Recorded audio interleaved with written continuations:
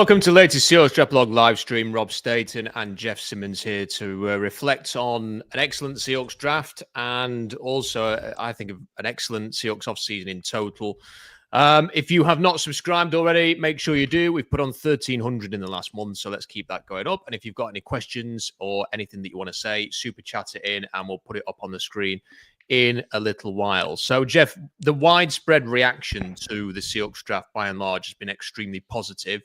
What was your thought on everything that happened over those 3 days and what the Seahawks achieved? Yeah, it's been the most universally, I think, approved draft from either fans or analysts or the experts, and I don't find myself that different. I think on day 2 is where things really crystallized in terms of how good that draft was. And not only was it fun and interesting, but it took me a bit for it to kind of connect. And I've been on your show so many times, and I talk about there's a difference between accumulating talent and just taking a little bit of this here, a little bit of this there. And you look at the Seahawks in 22 and 23, they did a bit of that. They had Witherspoon, and they had JSN, and Cross, and Mafe, and Walker, and they're all good picks. And after the draft, I think me and you were like, those were pretty good drafts. But this draft felt different. This draft felt like team building. And this is where it really felt like Mike McDonald has really put a stamp on the team he wants to have. And really just felt like alignment from the whole. Last year, there was a lot of misalignment in their free agency, and they had to make some trades in the season to catch up. This draft, and it really clicked for me on day 2 and then even further on day 3, is exactly the thing I've been complaining about that they haven't been doing. They've accumulated talent well, but they haven't put together a team. This felt like a really good mixture of getting talent, getting high floor, getting upside, and starting to put together the team you want to build. Completely agree. And it just made sense. Everything made sense. Everything connected. And I don't think I've had any issue with anything they've done at all this offseason. I know fans will have different opinions on that, Jeff. Fans may say, well, they'd have rather Geno Smith been extended or not traded DK Metcalf or whatever. I just think the Seahawks have been very effective. The example I keep using is when they moved on from Geno was look at the Steelers. Even today, days after the draft, the Steelers still don't know whether Aaron Rodgers is going to be their quarterback or not. And if Aaron Rodgers turns around in the next hour and says, actually, I've decided I don't want to play, then they're going to have Mason Rudolph or Kirk Cousins as their quarterback. So that's not a good situation. The Giants botched their quarterback situation even worse, in my opinion, because they moved on from Daniel. The second name's completely gone. Daniel Jones. Daniel Jones.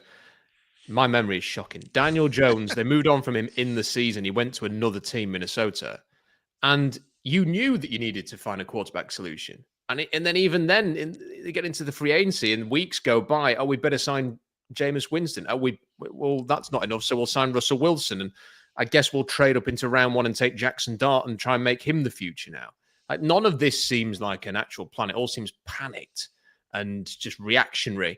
And the Seahawks moved on from Geno Smith and brought in Sam Darnold, and then they go and draft a quarterback as well. So now you've taken a couple of bites of the cherry. Sam Darnold, Jalen Milroe. You've got a backup in Drew Lock, who none of us think Drew Lock is particularly good, but as a backup, I'm comfortable with that, Jeff, as somebody who could play a game for you if absolutely necessary. He did win a game for the Seahawks against the Eagles when he was here last time. So I think that all makes sense. I think bringing in Gray Zabel rather than just bringing in a Tevin Jenkins for the sake of signing somebody, Jeff, makes sense.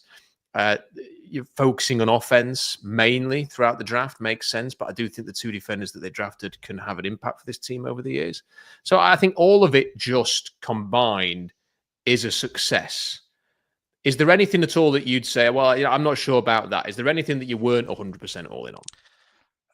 Not particularly. There's like areas of the roster I would like them to be better at, but that's things that are kind of out of their control. Like, obviously the Will Fries thing got away from them a little bit. Having one additional veteran lineman in this group, because there's such a young offensive line right now, it's starting to come together, at least 2 or 3 spots. But if you had a center or a right guard, like the Drew Dahlman thing would have really put this thing together, or Will Fries, obviously.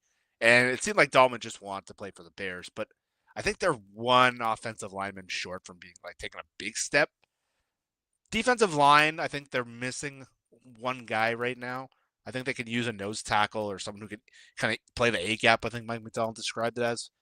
But if you look in free agency, like you said, once Dahlman came off the board and Fries went to Minnesota, I don't think having Tevin Jenkins in here is what solves your problems. There was a lot of questions. There's a reason he signed for nothing when there's a massive dearth of offensive linemen. I think from Seattle's standpoint, like maybe you could have signed Kevin Zeitler, but if you're Seattle and you're trying to build something, would you rather have Kevin Zeitler for 1 year, or maybe hope Christian Haynes wins the job and becomes your right guard for 4 years? And so, from a team building perspective, you would rather have Haynes, as crazy as that might sound. So I'm not going to knock them too much on there, but really, me and you were I felt alone in the Darnold Geno thing. I think me and you have been we've been discussing that since October. And so Cooper Kupp, at first, I would have never even considered him. But when you hear, I don't know if you heard Andrew Whitworth and Ryan Fitzpatrick talk about how Cooper Kupp is going to impact Mike McDonald.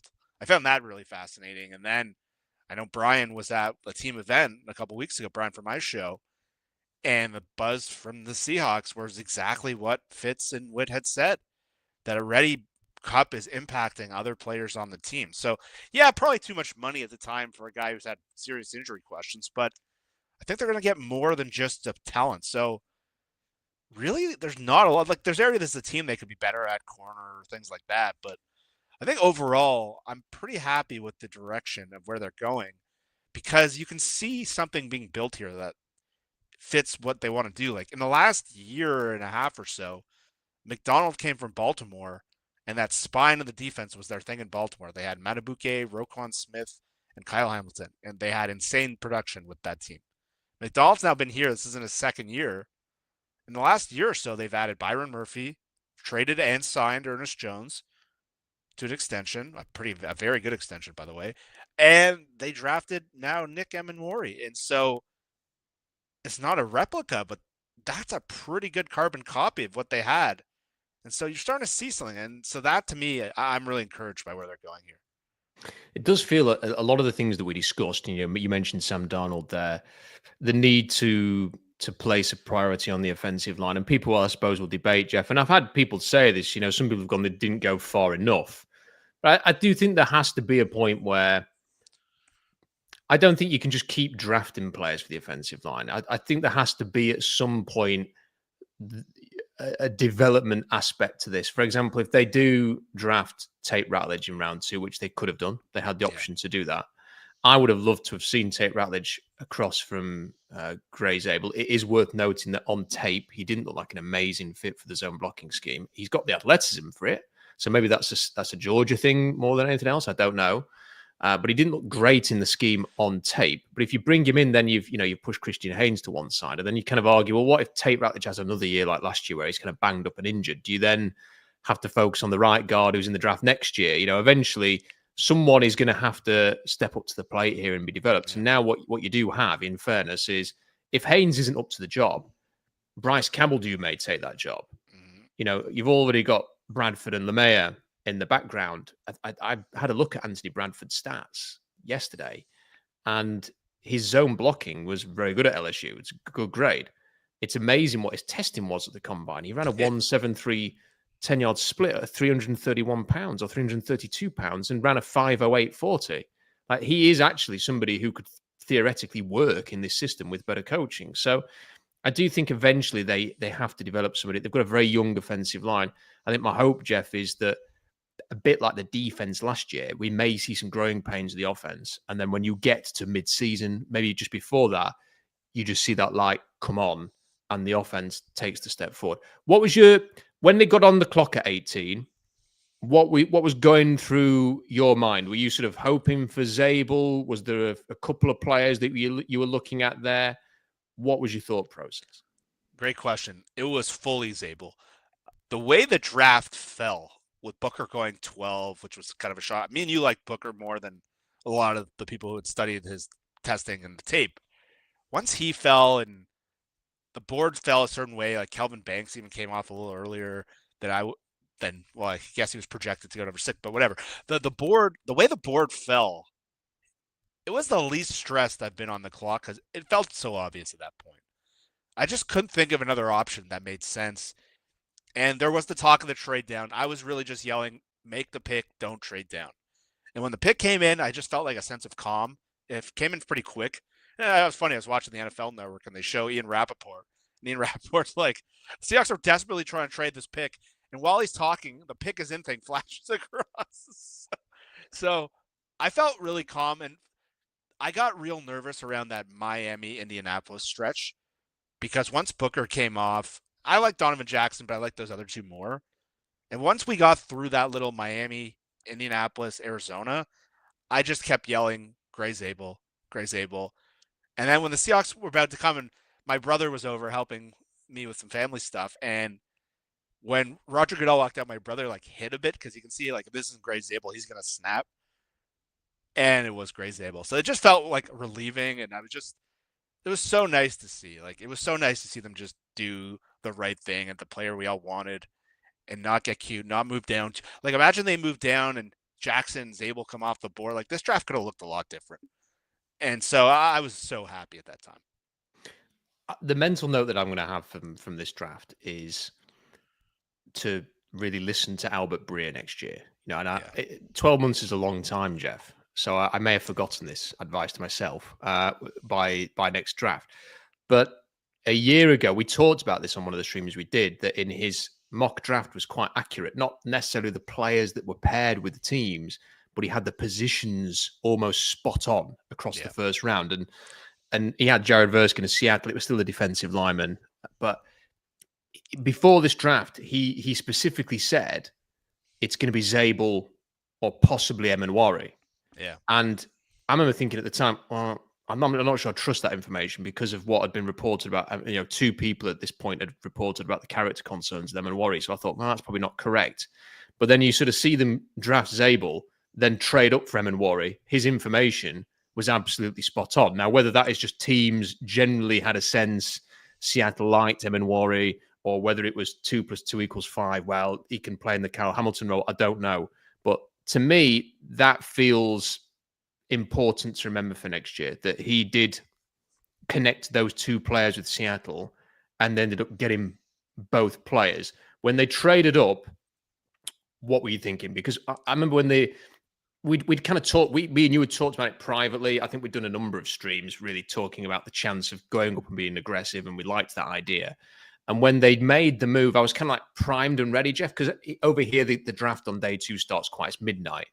So I suddenly looked at my watch and it was like 10 to midnight. And I thought, crap, I better get ready to potentially do a video here because I'm pretty sure they ain't picking at 50. And it was just, I had a feeling in my bones that they were going to trade up and they were going to go and target somebody.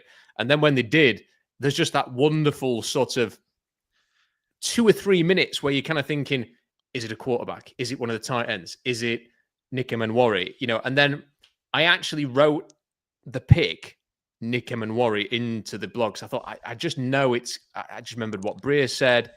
I thought about it. I wrote it in thinking, yeah, I think this is who it's going to be. And then as they announced it, I just clicked update on my live blog thing because, but it just had, at the last minute, I just thought they're going to go for Nick Emenwari here. But there was that moment where I was thinking, they've gone up for a quarterback. No, maybe they've gone up for one of the tight ends, or who could it be? Is there somebody I'm not thinking of here? And it was Emenwari. What was going through your mind when you saw the trade thing flash up? So yeah, I was thinking, don't pick a quarterback. That's what I was thinking. I was like, it's too early for a quarterback. They're still all there. I was hoping for the tight end, and that was my favorite scenario that they were going to trip. I went into the day. Which tight end? I was fine with either. I really liked. I thought the drop off. I liked elements of both players. I thought Arroyo's number one trait, which is seam stretching to me, was so unique and potentially. And I just thought Mason Taylor was so well rounded and his hands were so good. I was fine with either. I was not as high on Terrence Ferguson as, say, the Rams were. The Rams picked him over Arroyo. I wanted one of those tight ends, and I was worried that if those two guys were gone, this wasn't going to be able to solve that problem. And so I was thinking, come on, tight end. And so Emenwari was someone you obviously had to put together. And we'll be honest, Schneider didn't particularly play much of a game of poker the night before when he had to like clearly stop himself when he was about to say, I have first rounder still on my board. And so I'm like, don't be a quarterback. I'm hoping for a tight end. In the back of my head, I'm like, all right, I remember what Breer said. And it's just such an obvious connection because of the skill set of Kyle Hamilton and him. But at the time, I'll be honest, I was cheering for Mason Taylor or Arroyo. And so when it was Imaniori, I was fine. It made sense. I went same with you. I went back to the Albert Breer thing, and I was like, if Zabel was gone, I think they would have taken him at 18, or they would have moved down and taken him in the 20s. So it really put a lot of credence. And Breer was the one who also reported that the Seahawks were trying to trade up that day. So I was totally fine with it. But at the time, I was really rooting for one of the tight ends. I wanted Arroyo more than Taylor for the exact reason that you were saying. I think with Mason Taylor, I think his floor is better. So I think you're going to get a certain level of consistency from Mason Taylor, and he will be a decent pro. But I think Elijah Arroyo has got that bit more upside. He's got that bit more electricity to him, a bit more athleticism, that more dangerous feeling to an opponent. Whereas I think I can't imagine playing a team with Mason Taylor and thinking, oh my word, we've got to come up with a plan for Mason Taylor today. But I can imagine you having to do that for Arroyo. I had Arroyo 17th best player. I had Taylor 22. So there wasn't that much between the two. And by the sounds of it, John Schneider had similar sort of thoughts there. Did you hear him afterwards? He said that Arroyo could have been, I think he said, a top 15 player. He did. If it hadn't been for the injuries. Which is good because we and you talked about Arroyo a lot. And it did feel somewhat reassuring that was kind of how they were feeling about him. Yeah, if they took Arroyo when the trade up, I would have been thrilled. And it's funny because I was on live for all of day 2 with my show, and the collective energy when they took Arroyo was pretty low. And I had to go and write you because I was so happy at the time. I literally fist pumped so big and Same. I had a celebration on that. Yeah, and they weren't that into it. And I don't know. I was glad I was able to talk to you when that happened because I needed someone on my level, because I think what Arroyo can do is everything that we thought initially that Noah Fant was supposed to do. And I'm with you. I see a unique skill that very few people have, and everyone's kind of focused. Well, is he well-rounded enough? I think the Seahawks need some people to stretch the field, stretch the seams. What he can do in this offense, where you can move personnel groups around, and you saw how well Kubiak used certain tight ends last year, and how well George Kittle's been used in the same offense, and obviously a very different player. But you think of the old Gary Kubiak teams, even with Owen Daniels and what he was able to do with tight ends. This offense is perfectly fit for a tight end, and what you can do in different groups and get the ball to him in space. I thought that was an awesome pick. And honestly, if they took him with the trade up, I probably would have been happier at the moment than Imaniori. I just had a higher personal, and not that I didn't like Imaniori. I just really wanted to come out of that draft one of those 4 tight ends.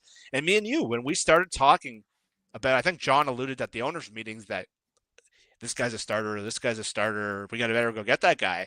I think I wrote you right away, or you wrote me. I can't remember. And we're like, they like the tight ends. And so that group felt like a huge draw, especially even if you liked Ferguson. He went earlier that way. Well, he went before Arroyo did. So the next tight end to go, I couldn't even pick off the top of my head who that was. That would have been a big, big gut punch for me in this whole draft, and that's why I come out so positive. I was almost shocked when they got him at 50. I couldn't believe he was still on the board. I was looking at other people. I was thinking about it. Maybe they go Jared Wilson here. Ooh, I was very happy when I saw Elijah Arroyo flash across my screen. Yeah, I mean, that was one of my favorite moments of the whole draft. And I've seen some of the negativity, and people sort of going, yeah, well, the injuries or the blocking. And I think, I think we've got to remember here is Tyler Warren and Colson Loveland couldn't block either. This is not really a feature of college football offenses anymore. You don't see many blocking tight ends who are rounded tight ends. What you tend to get is somebody who is there specifically to block, and therefore you see him in the draft every now and again, Jeff. That there was one in the draft last year, his name I can't remember, that I think we talked about quite a lot, who he didn't catch passes. He was just basically a blocker, and then he tested well at the combine, and you think, well, maybe he's got some upside to be more of a pass catcher. But you get those kind of guys, and they're few and far between, and then you get these kind of dynamic pass catching tight ends. Now Arroyo was not asked to do a lot of blocking for Miami. It was not really part of his role. when he was asked to sort of put a shoulder in somewhere or be aggressive, he generally tended to do it. So, yeah, is there work to be done there? Yeah, but I mean, he's not a soft player. He's not somebody who is not going to be willing to mix it up. When you need him to block, he is going to give it his all. And I think you can work him into something that can be pretty good there.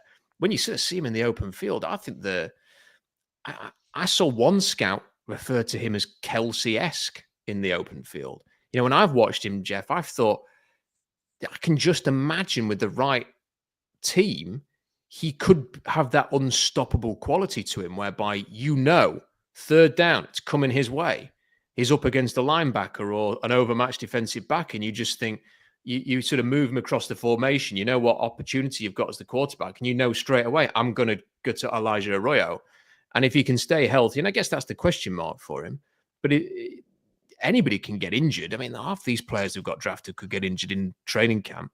You get him out there, I think he could be one of the best tight ends in the NFL, Jeff. And I'm not afraid to say that. And this is where I come back to this team building thing. And you think of the Baltimore teams and like how many times over the years they've had multiple tight ends and how the groups work together. And like now they have Mark Andrews and Isaiah Likely. And even when like Mike McDonald, this is an old school one, Mike McDonald and Gary Kubiak worked together in Baltimore in 2014. And I think they had a group of two tight. I think Owen Daniels, who I just referred to, went there. And him and Dennis Pitto were like a really interesting mismatch. Now you have AJ Barner, who is that blocker tight end, more well-rounded guy, pairing up with Arroyo. That's a really interesting group, and that really resembles kind of those kind of the Andrews Likely kind of duo, and that's this duo. And I see a great combination of what you can do with these guys. It's a sustainable group. Barner came from Michigan. He's more of the rugged kind of blocker, and now they could use Arroyo as more of like the stretch player, more of the flex player. You can move him around like Kelsey. I don't know if he has Kelsey's insane IQ, but it's a really good group, and it's going to be a group that's going to be built together on rookie contracts for the sustainable future. I'm really excited about that pairing. I think it's become one of the strengths of their offense with Jackson Smith and Jigba and what you can do with the receiver group. This is where the team building aspect makes a lot of sense. Where it seemed like they've been chasing positions. I think they have a lot they can do with, and the alignment from the coaches who have coached. Rick Dennison's been with Gary Kubiak and all these guys. Their tight end coaches and outside zone O-line coach. Like they got a lot of alignment here, and I really like where that group projects moving forward. And whenever I would do these mock draft simulators, and they had 10 picks, and it never quite felt like even with 10, you needed more, like to get everything done that you wanted to do. But if I wasn't taking a receiver early, Jeff, in the first 2 rounds, I would often look at someone like Torrey Horton in the 3rd round. Yeah. And think, well, that I want to get him there. And if you miss out on him, like, well, there's nothing left. And then they get him in the 5th round anyway. And I really like Ricky White. That's why I interviewed him, because I really liked the tape. And it's a shame that he ran what he ran at the combine, because I think that put a lot of teams off. But that's to Seattle's credit that they still see some special teams value there. And there is something on tape. If you watch his tape, like, there are games for UNLV where he's pretty much unstoppable. So you get those 2 players in. You've got another weapon in Arroyo. Yes, it's going to always be impactful when you lose someone like DK Metcalf, but I do think they've brought players in, and with Cooper Kupp, that can make this specific scheme work. And that's what we want to see. Plus, I think we've also got to account here that hopefully the running game is going to be a lot better, Jeff. And if the running game is better, you're not going to need as much pressure on your passing game that we had last season, because they couldn't run the ball at all last year. Like, there was like a handful of games where they did an okay job running the ball. The rest of it was just a write-off, Jeff. Yeah, that's such a big part of this offense and how it has to work. And like Steve Hutchinson was on radio today, and he was saying how much Mike McDonald wants to be an old school running team and how much that wants to be important. So that always was like, me and you kind of got signs early that, sort of a couple other people, that Grubb and McDonald just their whole view of the running game just wasn't connecting at all. And now you have a scheme which is known to elevate running backs and elevate offensive linemen and work and take average offensive linemen and put them in a system like this, which could elevate the whole group. It could really, because they have the runners to do it, and they added another pretty good runner in the draft. And I think Walker has the potential in the system, if it clicks for him, to be really effective. I think Charbonnet could be really effective in the system. And then what they can do kind of scheme-wise, and I think there's just a lot of opportunity. And so receiver, everyone gets so focused on wide receiver. They got to get wide receivers. Everyone freaked out when people looked at their receiver group. And to me, like, I think that's the next like version of the team. Like, I like what they did at receiver. Like, I'm happy with Cooper Kupp and MVS for a year, and you got some good draft picks. Like, Torrey Horton was the guy that, if you listen to my day 3 show, I was devastated when they didn't take him when they took Riley Mills, and when they traded back before that, I was like, just take Horton. And I thought he'd be gone by the time they came up again in the 5th round, like 30 picks later. And I was so fired up when they got him because he, to me, had a unique skill set. Another injury guy that fell, but like, he could be a very productive receiver, assuming he's healthy. He had such interesting tape. And so I think they have totally capable receivers. They don't need to have great receivers. I think that's the final piece of the team. Like that, when you're building a team, I think that's the last thing you do to put the team over the top. And you kind of see with the Chargers now, they've wanted to build up the core of the team. And then the next step for them is to get the receivers in place. And so you have JSN. Kupp can be fine for a year if he's healthy or 2. And then if you can kind of build the running game, to me, like if I was building this team, I would have tried to do everything I can to make the running game more effective. That would have been the whole story of my offseason. And they've done that to an extent. I think Zabel makes a big difference. I think Robbie Oots makes a big difference, assuming he wins the job. I think they have the backs to do it. They have the coaching staff, the alignment. That's where I would have liked an extra veteran offensive lineman. But other than that, like, I would rather build the run game first and then add the receiver in than far further than going the opposite way. And that's what they had for years. Everyone's like, okay, we got DK, we got Lockett. If we just get a third receiver, everything's going to come unlocked. Like, how many times was that the conversation of Seahawks Twitter? They spend the first rounder on JSN, and the whole consensus was like, all right, this is going to unlock the offense. And what happened? The problem was the exact same. Not only could they not use 3 receivers, it made them incredibly easy to defend.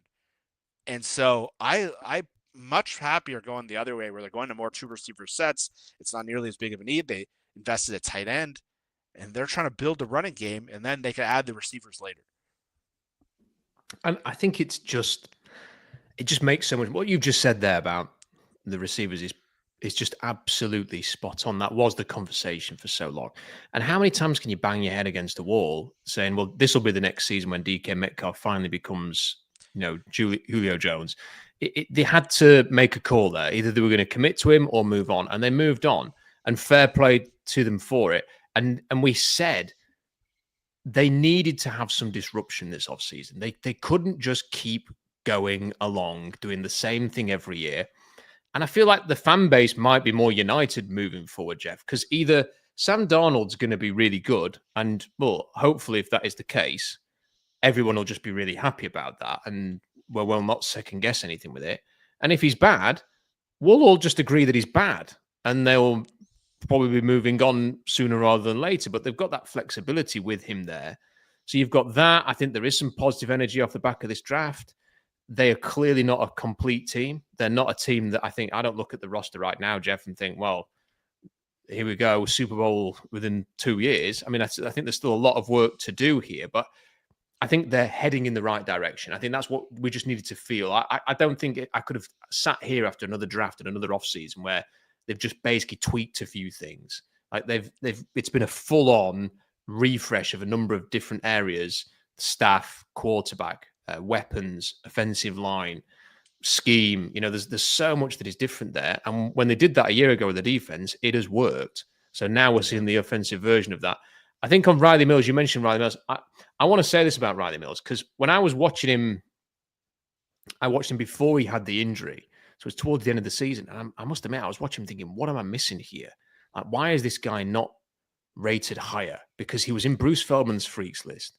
He was, the talk was he could run a 4.7. I don't think he can run a 4.7. I think he's probably a 4.8, 4.9 runner, which is not unrealistic because Ty Robinson ran a 4.88.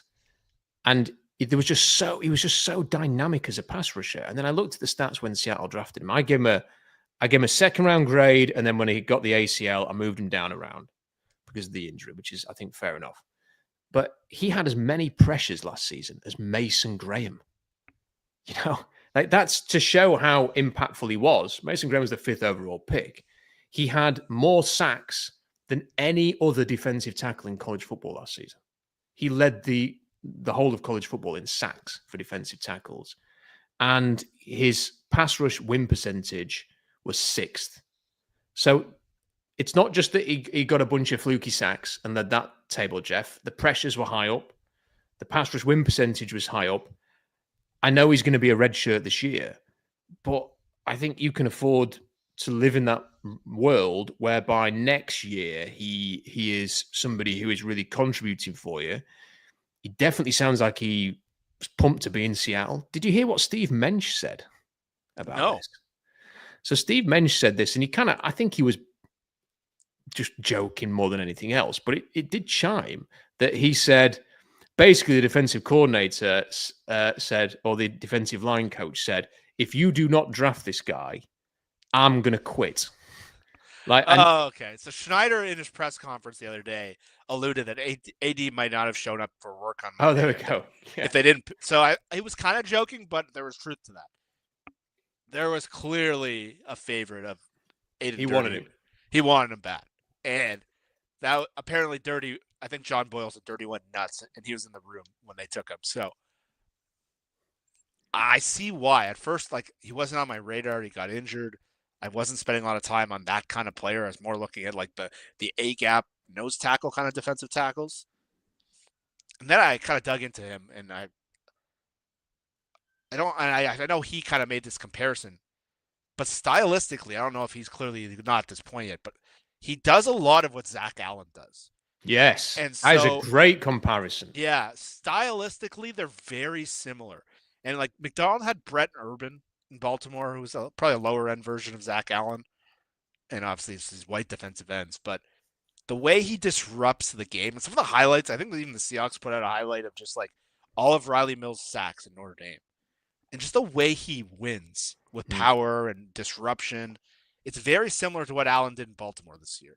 And so, I'm not saying this guy coming off the ACL is going to be Zach Allen like that. The guy was an all-pro level, but the Seahawks had Mike Morris playing that kind of role last year, and then they had to trade for Roy Robertson Harris because Mike Morris was so physically not up. He just wasn't strong enough last year.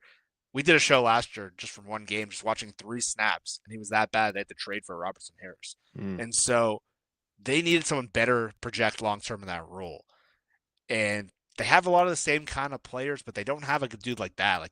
Pittsburgh for years had that guy Brent Kiesel who would do the same kind of things, and there's even Cam Hayward started as that kind of player. These are lofty comparisons, but I see why a defensive line coach like Dirty, who that's his background, they said Justin Hines, the defensive line coach, was very high on him as well. And now they have DeMarcus Lawrence too, who's been that kind of disruptor. What a guy for him to learn from too. I think he's a really good fit for the guy that needed that next level of their defense. And so when I started watching his highlights, and it kind of clicked. I'm like, okay, I get why they like this guy so much. They don't really have anyone like him on their roster. They're kind of missing that. I thought Mike Morris, who was with McDonald in Michigan, might be that dude last year, but this guy seems to have a way higher ceiling to me. And yeah, it's going to take time. It's a red shirt. They're putting a lot of.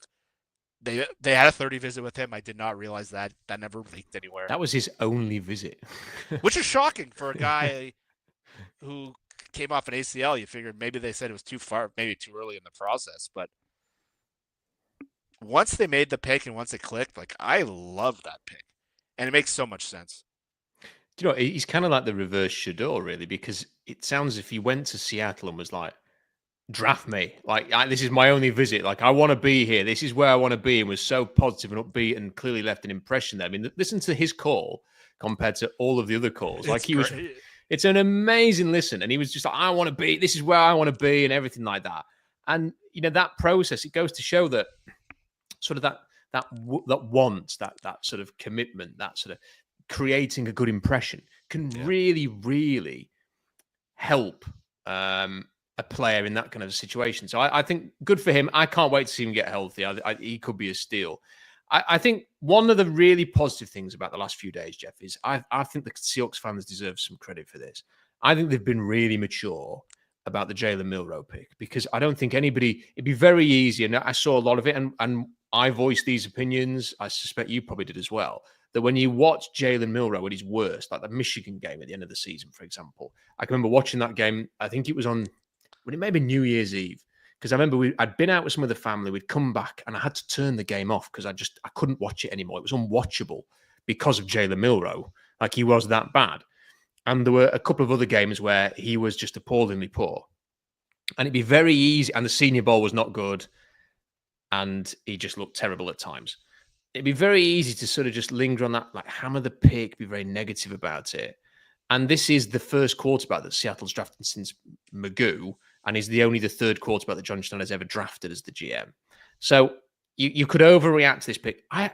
It seems to me that hardly anybody is talking about this. It's just people are just like, yeah, fine, whatever. And I think that's the right approach to have to it. Like, it's a late third round pick. It's virtually a fourth round pick. He's got unbelievable tools. I'd say the odds are stacked against him ever being a starting quarterback in the NFL. Yeah, but you just don't know. And I think if you'd have asked people, I know what the reaction was when the Eagles drafted Jalen Hurts. They got hammered for it. Yeah. Like, Howie Roseman doesn't know what he's doing. Why did they pay Carson Wentz? Why have they drafted this guy? Well, the guy's taken them to 2 Super Bowls. And if you'd have watched Jalen Hurts playing for even Oklahoma, he had a good season there, especially when he was at Alabama, he looked like he couldn't throw. Alabama, he looked completely awful as a passer. And then he goes to Oklahoma and it clicks. He's with Lincoln Riley, and the rest is history. I'm not saying that's necessarily going to happen for Jalen Milroe, but why not throw that dart to see if you can hit a bullseye? And if it doesn't work out, Jeff, who gives a crap? You've basically given away what amounts to a high fourth or a late third for a chance to get somebody who might be something. Yeah, and like, one of my biggest draft take misses of all time was Jalen Hurts. I thought that was a horrendous pick. Where that team was at the time, they literally had just signed Wentz. I watched Hurts in Alabama a lot more than I watched in Oklahoma, and I'm just like, he's not an NFL player. Like, there's just no way. And I obviously didn't realize the kind of attitude and work ethic and leadership. And I will take that one on the chin. I'm not an scout. I don't have all of that information. And I thought the Eagles were insane when they did that. Just won the Super Bowl. So I think if they took Milroe in the second round, I would have had a real hard time with it. I think why the majority of Seahawks fans are kind of mature about this is where they took him. I think it would have been a hard pick to swallow. Like, say they passed Arroyo for him, I would have had a really hard time with that. Tate Radledge, and I really liked him. If Arroyo, like, I would have been cringing. I was hoping at the time, I'll be honest, they were going to take Jarrett Wilson in the third round. But when Milroe flashed across the screen, it just made sense. It just made sense. Not only because you've been watching the Adam Schefter report, but we talked about the team Baltimore had. If you're going to take a flyer on someone, the one skill that Milroe has is special. I would bet against him making it as a starting quarterback because of how much. But if in the end of the third round, where say you remove the guy Jarrett Wilson, who I personally wanted, obviously the Seahawks weren't super high on him. Who else was really there that you were like pounding the table for? Like, at that time, there wasn't much left on the board. That's why all the people go nuts about comp picks. Like, look at who was taken in the comp picks. It wasn't that exciting. Like, at that time, like, the opportunity cost in the second round would have been Arroyo or Ratledge. That's massive. Here, the opportunity cost is so low and the upside is so high, it just makes sense. And the thing that's, like, if they took, like, a Quinn Ewers, for example, like, I'm not super high on Quinn Ewers, but you could use Quinn Ewers as a runner or a short yardage quarterback. Even in the worst case scenario, Milroe can't play quarterback at all. He scored, 20 rushing touchdowns last year? Like, he could probably be running back. How many games in the last 7 years does it feel like that the Seahawks couldn't convert a third or fourth and one, or they sucked in the red zone? The stuff you can do with this guy as like a red zone weapon, even if he's not playing quarterback. I know they said he's going to primarily play quarterback, but still, Clint Kubiak just said the reason they were great short yardage last year was not because of his scheme or anything. It's because we had Taysom Hill. Now, this guy's built a little bit differently, but I heard someone on one of the podcasts I was listening to say he was one of the fastest players they've ever seen live in person. A scout told someone that was the fastest player they've ever scouted live. And so the stuff he can do as a red zone weapon, a short yardage weapon,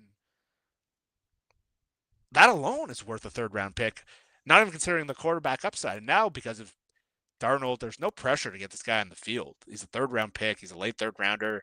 You can try it, and if it hits, that's the biggest lottery ticket. And all of a sudden, this changes the whole ceiling of the whole franchise. And if it doesn't hit, at the very worst, I think you can just use him as a runner. And so it's a pretty much a no-brainer. And that's as someone who said if they took him in the 2nd round, I would have hated it. I said that on air. I believe that. At that point, like, you can't argue with the pick. Like, I had a buddy text me who's a Seahawks fan say that's one of the worst picks they've ever made. And I'm just like, that's nuts. Like, you can't.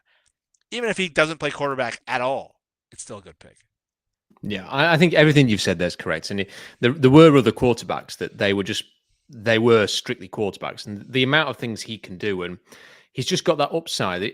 Again, the odds are stacked against him ever being a starting quarterback in the NFL. But if he can make it happen, I mean, it could be incredible. It would be such a huge advantage to have somebody like that. And imagine if he can do it again. Another 3rd-round pick, John Schneider at quarterback. I mean, just imagine if he worked out and you ended up with a player who was perhaps even let's just say a poor man's Lamar Jackson. Let's say somebody who's not quite as good as a thrower, but has got the legs and has got that dynamic ability. I mean, that elevates you to the next level. So I think you've got to be willing to take a chance on that. We're going to get to the super chats in a second. I just think to cap off the draft class, because there's a couple of other things I want to bring up, Jeff, that are not draft related.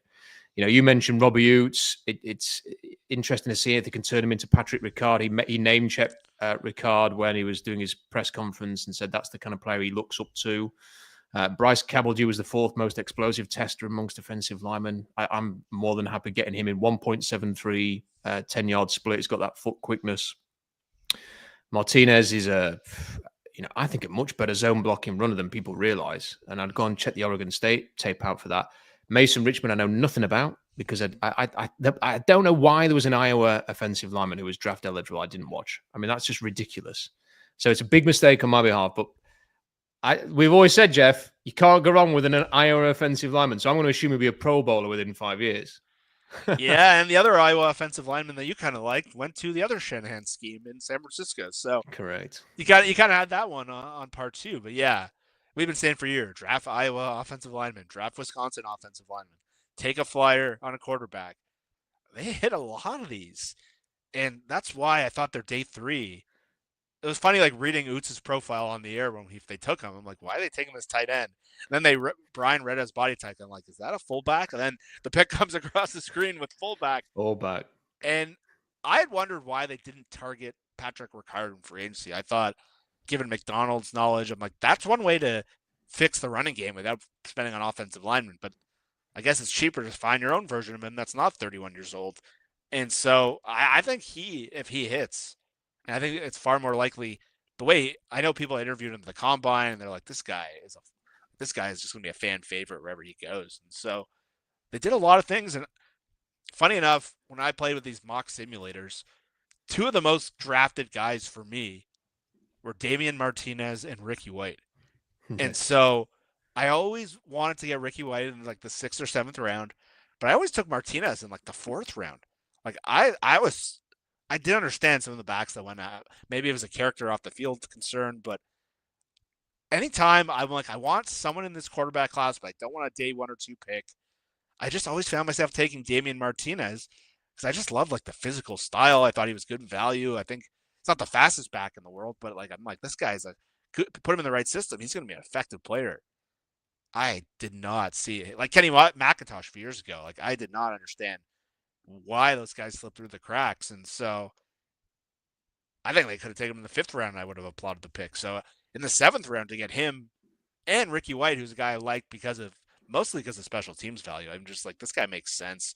They have Tariq Young, who makes the team every year, and I don't really see what he brings to the table. And I think a guy like Ricky White, who before he ran his 40 time, I thought he was a pretty cool prospect. And yeah, you got to interview him. So funny enough, the 2 guys I gave them the most probably in the simulators were two of their day 3 picks. So I was like, just much later than I would have guessed. And when Ricky White's name was announced on the NFL Network, I like screeched. Like I was checked out at that point. So that was just capped off what was an awesome from start to finish, round 1 to 7.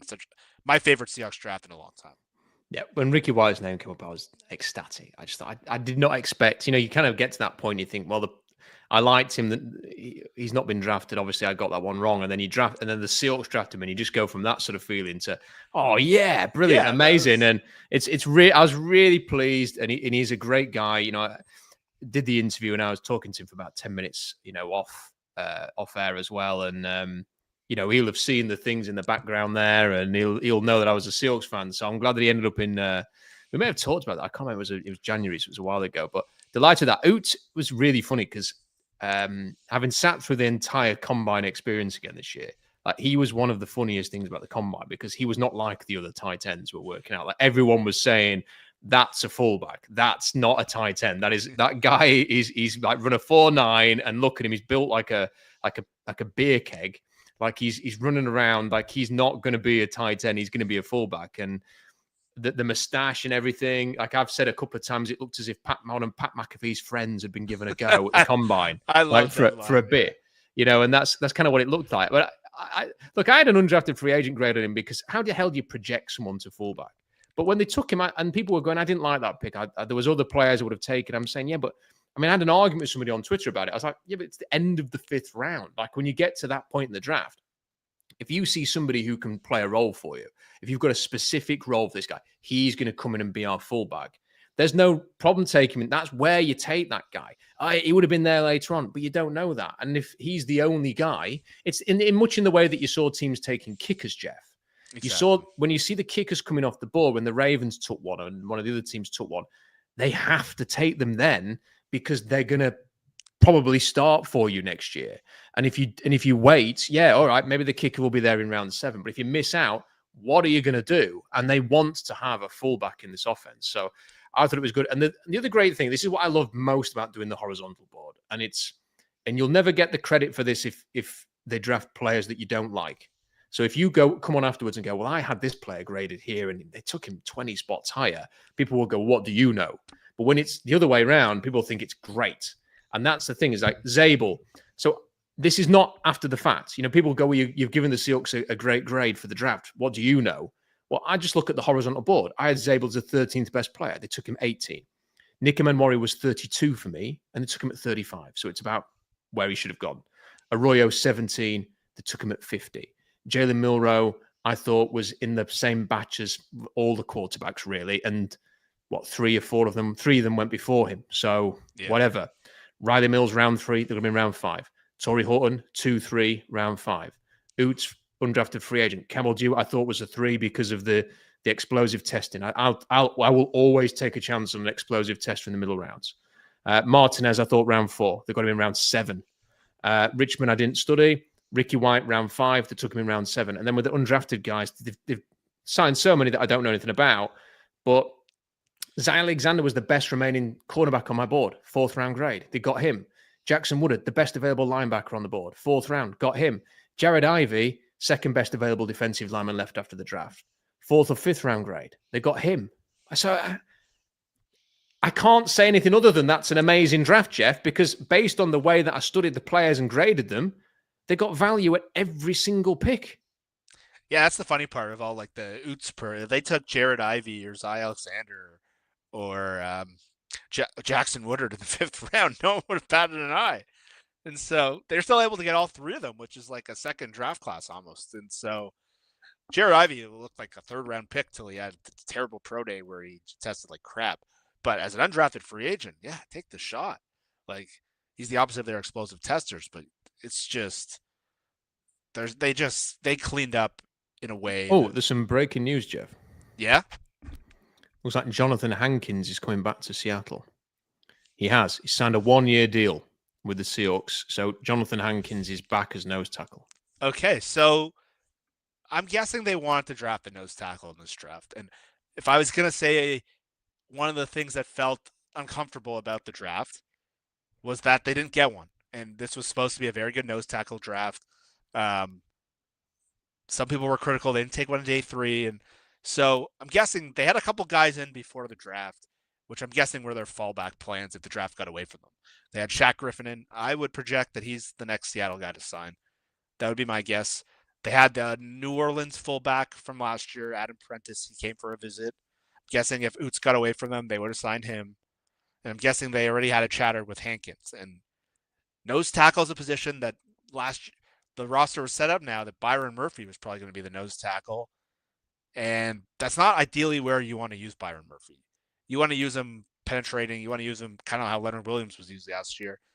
And a rookie nose tackle would have been just a cool. Some people liked Alfred Collins. I thought second round was a bit early for me to just take a nose tackle. But in the back of my mind, that was one of the things coming out of the draft. They're probably going to have to sign someone. And not surprised. I think Brian tweeted out they're going to sign Hankins and Griffin right after the draft. That was my view. And so the issue we saw with Hankins last year was when all the guys were injured, he had to play too many snaps and he became ineffective. If he's playing 12 snaps a game, eating up blocks, that's totally adequate. So there's a couple of other things. We've got 19 super chats, so really appreciate everybody who sent them in, and we'll come to those as soon as possible. There's two quick questions I want to ask Jeff before we get to the super chats. The first one is about the other teams in the NFC West. I thought that the Rams, well done to the Rams for getting the Falcons are a stupid franchise. They're an appallingly run franchise in every way. They're a boring team to watch. They are soft. Their fans are flaky as anything. Like as soon as they start losing, they just stop going to the games.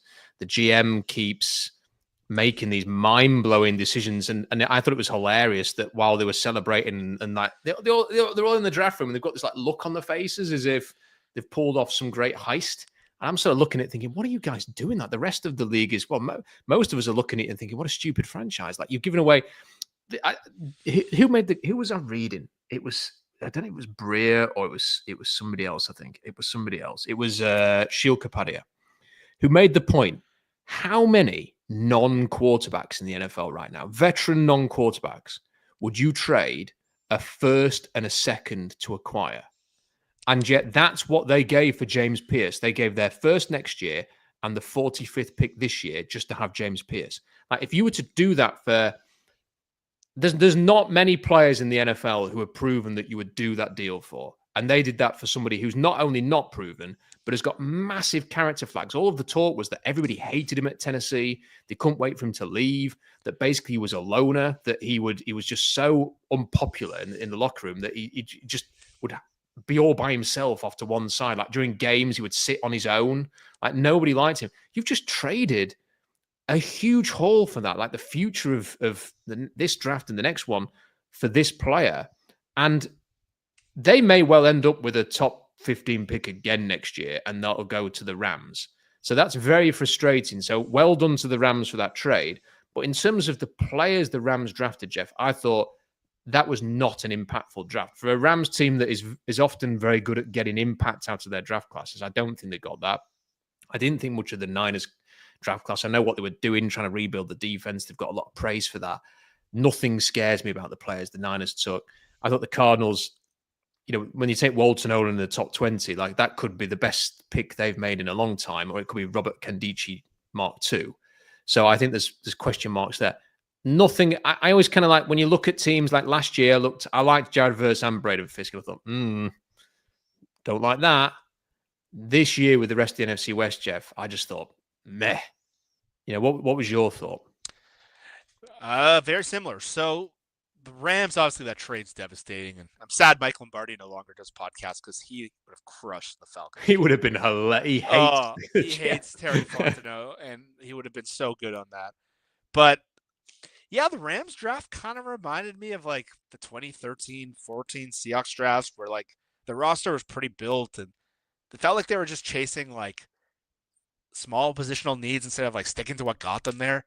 It felt a lot like that, where they took like the equivalent of like a Luke Wilson or a Paul Richardson, and instead of like getting like blue chip players for their team, which I didn't love a lot of what the Rams did. And even reading a story, they tried to trade a second next year to draft Ashton Jeloit, and they pulled the trade off the board once the Chiefs took him, and it just didn't feel like their typical draft. So getting the first round pick was a huge win, but they didn't really come out with a quality player in this draft. And when Terrence Ferguson's the highlight of your draft, when you could have had some pretty good play, Malachi Starks, I think, would have fit pretty well. But again, you can't really argue Terrence Ferguson and a 1 next year is probably worth that. The Niners were so hyper-focused on fixing the run defense. They almost overcompensated for it, and they had a ton of draft capital. Seattle had more top 100 draft capital, but I think of all the teams, that if you rank like the picks going in, I think they were second for draft capital, and they were so focused on fixing that issue. It seems like they got away from themselves, and it felt like Robert Saleh was like controlling the draft board. Every time they showed the draft room, Jed York was hugging Robert Saleh. Like I saw like 4 shots of it, and like, look, Michael Williams is an intriguing prospect, but like he's not the guy I would have taken that would have really scared me. Like they have a big offensive line question with Trent Williams at 38 years old. And they lost their left guard in free agency, and like they didn't really draft. Apparently they were going to draft Charles Grant, and Pete Carroll stole them from them. They took some smaller defensive players. I thought they made some good defensive picks. Like I like what they did, but it's CJ West, and they're so focused on fixing run defense, which was a huge problem for them. But they didn't really draft blue chip players. And so they have the potential to really change their fortunes. And I think they just were so focused on that one need, they lost themselves. I mean, Michael Williams there is some talent there, no doubt, but it's just so rough around the edges, just so inconsistent and injured, and then he didn't test very well, and I don't find that particularly scary. And then Alfred Collins he's a frustrating player, Jeff, because there are flashes on tape where you think, "Ooh, wow, interesting," and that he's been talked about for so long. You know, every year was meant to be the year that he broke out, and he never really did. I know people say he did last year, but. And then his testing was crap. So you just think, how good is he actually? And I don't know. I was quite happy with the Niners draft and the Rams draft and the Cardinals draft. It put a smile on my face. So before we get into the super chats, I noticed the Seahawks have still got 30 million in cap space. I can't imagine Jonathan Hankins is going to put much of a dent in that. What do you think they're going to do with that? Do you think that's just going to be rolled over? Do you think they will begin to extend? I did wonder a little bit whether the whole 5th year option thing with Charles Cross was delayed, maybe because they were trying to get an extension done instead, or something like that. Or do you think there's any chance that they could get to sort of training camp and all of a sudden, well, they've made a bold trade of some kind? Because there are definitely still some areas of the team that, like, if they could add a top pass rusher, like I still wonder what happens with Trey Hendrickson, especially now that the Bengals drafted Shamar Stewart, because he's a bigger defensive lineman again. Like, is that a replacement for Trey Hendrickson? And I'm sure there'll be one or two others who could end up moving on as well. Do they look at that, or do you think that they're done by and large here? My guess would be more likely to start to extend these guys. But I think they're going to have an opportunity that they weren't preparing to have. So if something like Hendrickson comes available and the price isn't too much, they have the money to make it work. Can I just say, they traded a second for Leonard Williams, who was the same age as Trey Hendrickson. Exactly. And they have the cap room over the next few years, especially that DK's no longer here, and they had projected that money going to him. I think there's going to be room for a move like that. They might get into camp and be like, Christian Haynes can't play. Maybe Wyatt Teller comes back into the conversation. He's in the last year of his deal. They signed Tevin Jenkins. And if Joel Bitonio is still playing, some people think he might retire. That might be an option. And so there are opportunities that can come emerge, because usually $30 million is not what you have at this point. And maybe you roll it over because you're going to have to sign so many guys next year. They have so few under contract. But yeah, there's opportunities. If something comes through, the Micah Parsons still isn't signed. I think that's a pipe dream, though, I'll be honest. I think they'll eventually get that figured out. But DeMarcus Lawrence on the team, it might be. Yeah, that's probably it. I know he loves Aiden Dirty, but yeah, that's a good point. That's probably not happening. And so, yeah, there could be some opportunities. I think they'll probably extend Cross at some point this summer. But I don't think they're going to be rushing to extend Kenneth Walker or Reek Woolen or Abe Lucas. Like, those guys have a lot of questions to answer. Boye Mafe maybe can take a big jump up, but I'm not really sure what you extend him at. He's like a second-tier pass rusher. He's good but not great. And so, yeah, there's opportunities out there. I'm guessing they'll sign Shaq Griffin to close to the veteran minimum coming up soon. But they have a pool of money that you don't typically have at this time of year, and it's probably because DK Metcalf went to the team and said, I want to be traded. So, thank you, DK, I guess. Yeah. Let's quickly get through the super chats. Big thanks to Garrett. Thank you for that. Big thank you to Sneaks 211. Thanks to the Draft Courage Rob. Thank you for that very generous super chat. It's much appreciated. Garrett sent another one in. Excellent work as always, Rob. No, the Hawks nailed the draft, but with hindsight, who's the player you were most disappointed the team missed out on? That's a good question. Have you got one in mind, Jeff, there? I'm curious what you say. You know the depth of the draft board a lot more than I do. God, that's a good question. That I'm going to have to dig my board up to have a look. I mean, generally speaking, I like so many players that I kind of resigned that they're not going to get every single one of them, and they got a lot of players that I really liked. So, look, I really liked the idea of Tate Ratledge and Gray Zabel, and I know I'm not going to lie about that. That was probably the main one, I suppose. Yeah, probably that. Now, him or Jared Wilson would be my answer. And look, I might be just completely wrong on Jared Wilson. Obviously, the team had him in for a visit.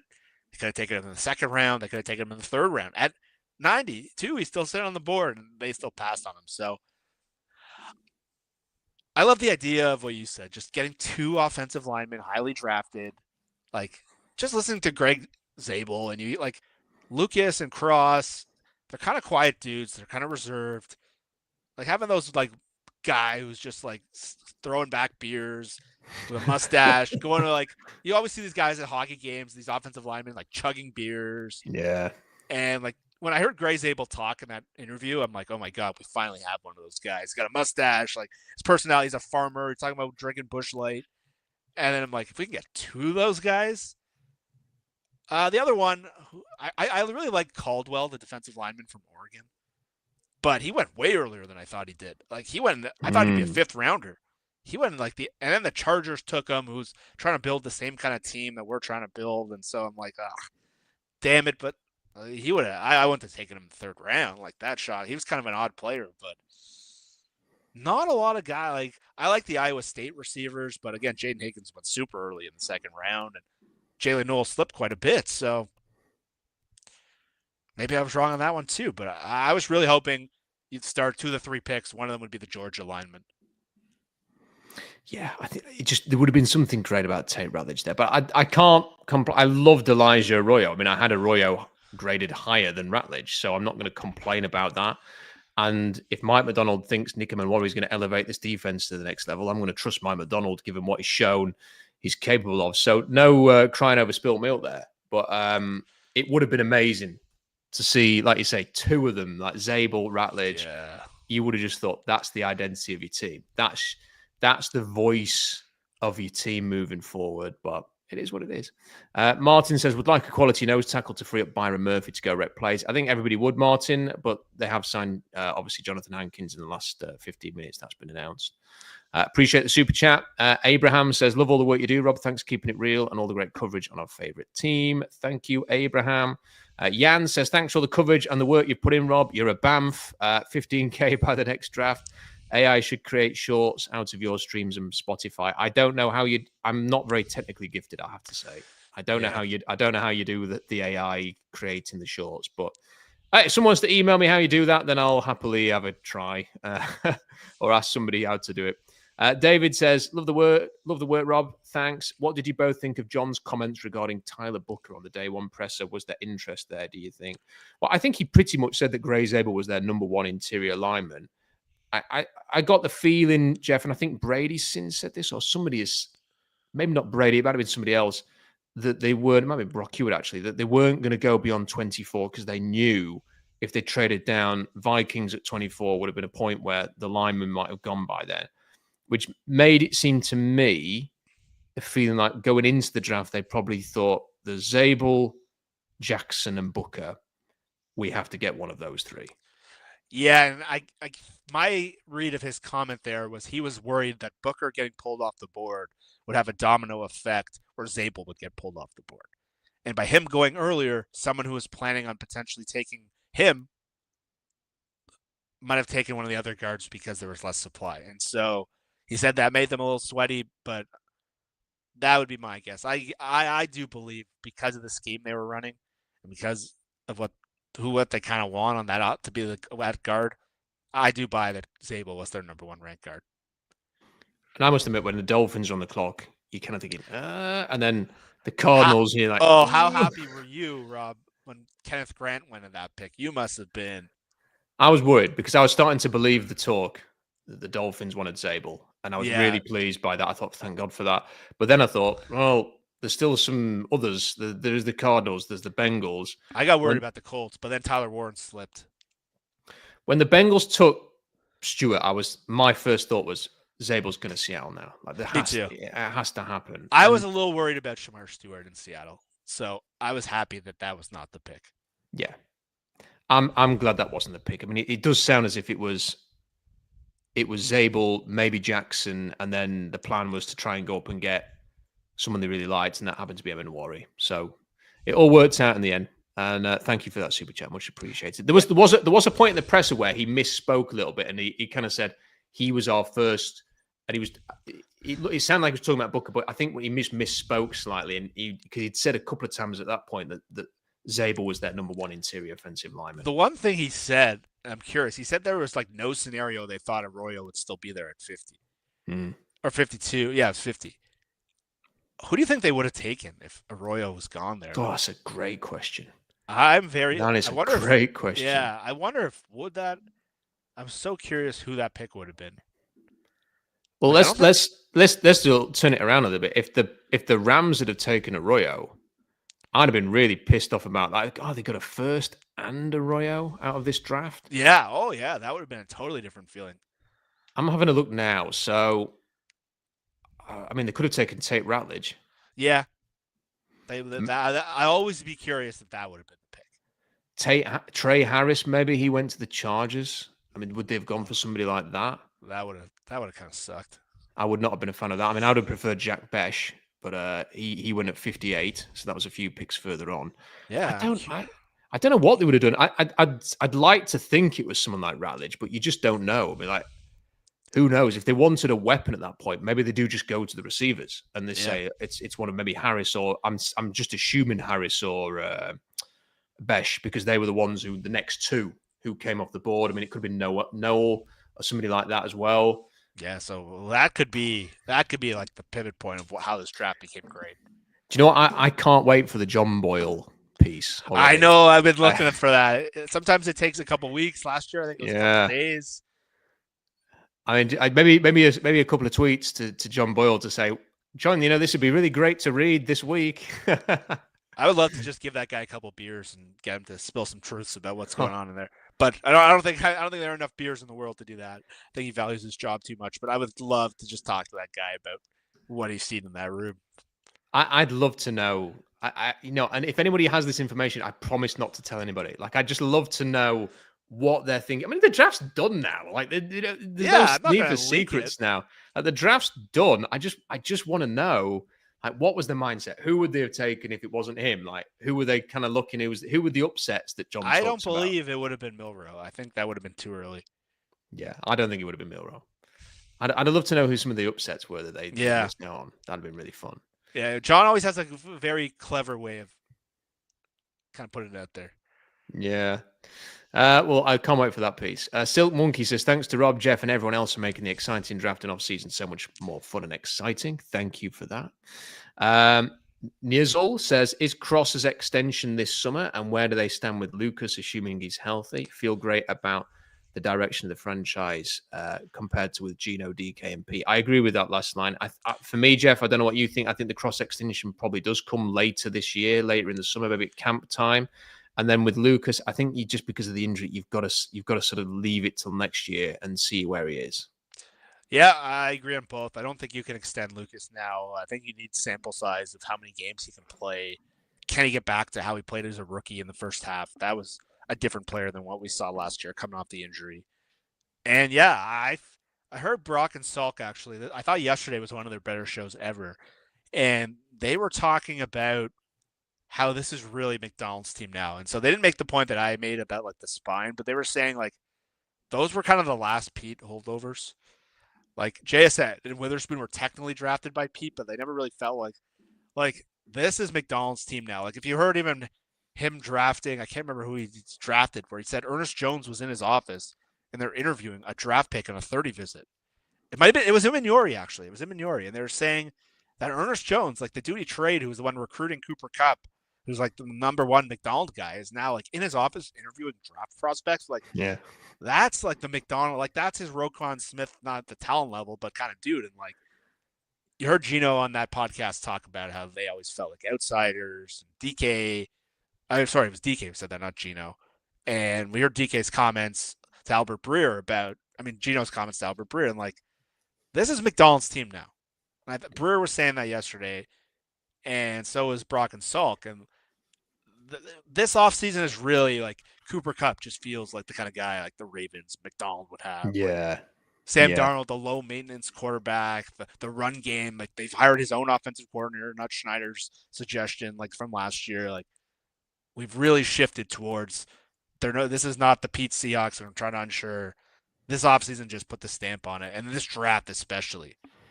It's the first draft in so long where I'm like, okay, I see what they're trying to do. It's not just, okay, that's a good player, that's a good player, that's a good player. And then you're like, why did we draft Cam Young, who doesn't fit the scheme? Like, this all kind of ties together with the coaches, the players, the team. I couldn't have been more encouraged by what they did last weekend. Same. And I feel as energized as a Seahawks fan as I've in a long time. And you can just see the vision. And like you said, I think having those guys who want to be here, who want to be part of this, who, I thought it was great to see Sam Darnold working out, to hear the stuff that you've been saying about Cooper Kupp and what Brian's been saying about Cooper Kupp in that locker room, that impact he's having already. DeMarcus Lawrence seems to be all in on this. You forget, you kind of associate him with Dallas Cowboys. He played for Boise State. So he's quite happy to be up in the Pacific Northwest. And you just think there's this like attitude coming back that reminds me, of the better times in the Seahawks. And, hearing DK and Gino always having his eye on a contract down the road and stuff like that. And now everybody's kind of like, they're bought into this. So yeah, even Cooper Kupp and Darnold were at the team's draft party. Yeah. The other day. Like, can you picture DK and Gino at the team's draft party with Matt Hasselbeck and Steve Largent handing out? Like, it feels different. It definitely feels different. Yeah, it definitely does. Giant says, thoughts on Terrence Ferguson, who went in the 40s. We touched on him a little bit. The thing about Terrence Ferguson, his testing is elite. Like, he ran a 4.63, a 1.55 10-yard split, a 39-inch vertical. Like, he has all of the tools. The thing that I thought about him is, like, as a pass catcher, great. I just thought he went down so easily on any kind of contact. Like, a glancing blow would send him down to the turf. And I think as a tight end, you do have to have that bit of extra too, to make those tough grabs, to fight through a tackle, to finish your runs when you've got the ball in your hands. And I didn't really see that from him. And I wonder how that will impact him in the red zone as well. Yeah, he felt like a third-round player. Not that there's a giant difference between second and third round, but second-rounders usually have like a bit of a better skill set. And yeah, the testing was good, but the Rams, for everything they've done well, they've had trouble identifying tight ends. And they paid a lot of money for Colby Parkinson, who's been terrible last year with the Rams. They benched him. And this felt kind of odd. Like, it felt like a reach. And look, you got to give McVay, those guys, the benefit of the doubt. They've done an amazing job in the draft, far better than most teams. But that one felt a little off to me. And the other thing is, think back to the Senior Bowl. Everyone was raving about Elijah Arroyo. Everyone was praising Mason Taylor. You didn't hear anything about Terrence Ferguson at the Senior Bowl. You know what? Brian from my show actually came out of the Senior Bowl.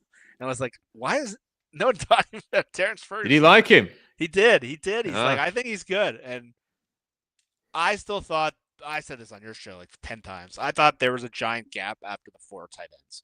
And the 4th tight end was either Arroyo or Taylor. So I read it similar to you on that one. I did not have Ferguson in that tier, but the Rams did, I guess. They pick him over Arroyo. Right, last few super chats. This one from Brian. Rob, thanks for the work you put into hiring Tonya's draft board. I spent many fun hours finding and learning out each pick and making draft position. It was amazing. Thank you, Brian. Appreciate that. Kyle, very generous super chat. Cheers. Appreciate the excellent Seahawks focused draft coverage. The waiting game for which players we pick is over. The waiting game to see them actually play has begun. It's a long old wait, Kyle. It's a sad wait. It's tough. This is like, I love the draft so much, but it goes by so quickly. And now it's like, what do I do now? It's like, do I watch the streams that have been done that I didn't get to watch? It's like, feel like a source of emptiness this week once all like the podcasts come out, and then it's like, so now what? That's it. And like you try and cram as many of those streams and podcasts in after the draft while it's going on, and then it just ends. I know. I'm like, It's do I nothing. rewatch a stream I didn't watch to like relive the draft? I don't know. Like, is that sad? Kind of. Yeah. Kyle, appreciate your super chat, man. Really appreciate that one. Hawks fan Matt Man says, where's your confidence level in Kubiak and Co's ability to develop Milroe's passing game? I think that's hard to say because we've not really experienced that development. I suppose he did a reasonable job with Spencer Rattler, not so much with Jake Hayner last year. But I don't know, Jeff. I think it's very hard to develop players on that short and intermediate level, and that's going to be the thing that holds Jalen Milroe back based on what we've seen. It's just whether or not you can live with some of that, and if his qualities can compensate for it. So if you, I mean, Lamar's not perfect, but Lamar does so many things brilliantly that when he does things poorly, you don't really pick up on them. And I think that's kind of what you have to hope with Jalen Milroe, who's nowhere near as good as Lamar. I mean, they went 2 rounds after Lamar, but has got some qualities that might help him do the same thing. Yeah, it's a boring answer, but the answer is I don't know. I haven't really seen a lot of Cliff Kubiak developing quarterbacks. I know he's worked with Brock Purdy and he's worked with Sam Darnold and he's worked with a lot of guys. Spencer Rattler last year. Derek Carr played the best football of his career for a 3-week stretch. But there just hasn't been a lot of evidence and sample, A, where a player like Milroe, and B, of him just developing quarterbacks. So my confidence level is pretty low. Like, I have no evidence to base that he's going to be able to develop him, and especially a player like him. But I think the thing that Kubiak did really well last year in New Orleans was maximize his personnel. Like, Taysom Hill looked as good as ever last year. When they were rolling with Kamara and Olave before all the offensive linemen got hurt, and when he was like unleashing Rashid Shaheed, like that was really cool. But it only lasted 3 weeks, and then Spencer Rattler was competent. But even MVS said like this coaching staff was really good for him, and he had the best year he's had in years. So we'll see. I don't know. I have no clue. At this time of year, like it's very easy to get. Like we all loved Ryan Grubb at this time last year. Like we got this exciting college brilliant mind pairing with his offense, and he was a disaster. Like when you hear John Schneider describe their offense last year, it as harsh of analysis. He basically said that Sam Howell's year should not even be considered because it was a throwaway year because that offense was so bad on quarterbacks. And so we don't know. I wish I had a better answer, but it's boring, but wait and see. Yeah, and I think I have confidence in this staff because they're so experienced, and I just think they will. I think they're going to be like McDonald on defense. It might take them a bit of time, but like imagine if they hired Grant Udinsky like right now, like the staff he would have had, or like Hank Fraley, who I was excited about. Like, yeah, they definitely got that right for what this team needed. Like, there's no way those guys could have put a staff together anything close to like this. Agreed. DJ Jerry Nye says, you guys outdid it this year. 9.6 out of 10 for me, with the only light knock being the lack of nose tackle and quarterback. Awaiting Hankins and Griffin news. We've got the Hankins news since you sent this in. Favorite day 3 guy was Horton. Nano says, Rob, if you turn your head to the left, it'll be as if you're booping Marshawn Lynch grabbing his crotch with your nose. He paid $5 to say that. That's impressive. There you go. Sorry, Marshall. Thank you, Nano. I appreciate that. Yeah, it's a great way to spend $5, isn't it? Jan says, Rob has been the most intellectually consistent on picking a QB. He even said that if Schneider picked a QB at 18, he would trust his QB judgment. And I would have done. I'm glad they didn't. And I wouldn't have been as trustworthy as you. I would have lost my mind. Yeah. And the thing is, though, I'm glad it worked out this way because I did say I think they're going to take one this year. And I'm glad that they did because I do think eventually you need to take a chance. But I think they did it in the right way. And I think we've discussed that, And also, Jeff, this is another thing I've learned from this draft. I'm going to stop grading my quarterbacks for the round. I'm going to start grading them whether I see them starting in the NFL or not. And if it's a starter or it's a non-starter. And if they're not... Look at Shedeur, yeah. And if they're not in the starter category, I'm not going to draft them. And I'm going to be really strict on that next year. Is this a player who can start in the NFL? And I think that's part of the issue I had with the quarterbacks this year is I kind of had them all in one big clump. I don't really feel that confident about them, so I'm not going to put them in round 1 or 2. But then they've got a little bit of something, so I'm not going to put them in round 5. And they're all kind of in the middle. And I think I need to separate starter or non-starter. And I think you know a starter when you see one. Fair enough. And I don't know if Jalen Milroe would have been a start in the starter group, quite frankly. Maybe it needs to be starter, not starter, and traits that are interesting or something like that. Yeah, it's a Upside. unique position that has to be graded a little bit differently. Dogzilla Monster. What percent chance 3 QBs make the 53? I think 100%. Yeah, I'm going to say 99.9. Corey says, would you take Ty Robinson over Milroe but take Will Howard over Riley Mills? I'm happy with what they did. I really like Mills. I really like Robinson. I liked Howard, but Milroe went, 3 rounds earlier than him for a reason. So I'm happy with what they did. I don't know about you, Jeff. I liked Will Howard more going into the draft, but I thought Howard would have. The reason I did is I thought Milroe would have been long gone at 90. And so if you're picking someone at 90, the risk is so much lower. I would rather chase the ceiling at that point. If you had to take Milroe, I thought you could get Howard in the 3rd round or the 4th round, and I thought that Milroe would go in the 2nd round. And so I hated the idea of Milroe in the 2nd round. I like what they did. I think you got to chase the ceiling if you're going to get an uncertain quarterback. This one here says, Craig, I put a quid on us drafting Milroe at 17-1. Thanks. I put a $5 on a similar kind of thing, and I'd love to say that was a great bet, but all it did was make me break even from all the money I'd lost on the other things I bet over the weekend. I did not do very well in the draft this year, and funny enough, the reason I did much worse than usual was because of Nick Amenwori. I had him going in the 1st round, and that killed a lot of my bets. And so when the Seahawks traded him in the 2nd round, at first I was very bitter and angry. Everyone's like, you really hate this guy. I'm like, he just lost me a lot of money. And so the Milroe thing is great. I saw it 17-1. I was looking at it. I didn't pull the trigger. So I thought Cleveland or Pittsburgh or someone was going to take him. Was wrong. The bets over here were a disgrace this year. Like some of the suggestions were like, they were very limited on the betting service that I use, and they were so unbelievably stupid that you would never bet on any of these things. And there was like 1 or 2 that I went for, like Shador to the Steelers I had a bet on. And I thought when he got to round 2, 3, I'm thinking the Steelers are going to take him at some point here because apparently Tomlin likes him according to all of the reports. And they just kept passing on him. I was like, you're going to win me some money. Come on, just take the guy. Like, you need to take somebody. Take him in round 4. Like, just take him. And they wouldn't do it. And there was a couple of others like that. And I had a couple of other chance your arm bets, but none of them came off. Jeffrey says, bring Clowney back. I think Clowney's I think he's done at this point. I think he's on the Panthers. He is. And they're talking about wanting to trade him, but I think they've got to this point now, Jeff, where I don't think anybody really wants him anymore. No, and that's not really particularly what they need. DeMarcus Lawrence is Clowney. Like, their skill sets are almost identical. They need the bigger nose tackle kind of players. I think that would be a more interesting trade. And I don't see that happening. Last few then. Hunter says, I may be the only person who cares about this, but where is the Milroe draft call? What info do you suspect is on that call that they don't want out?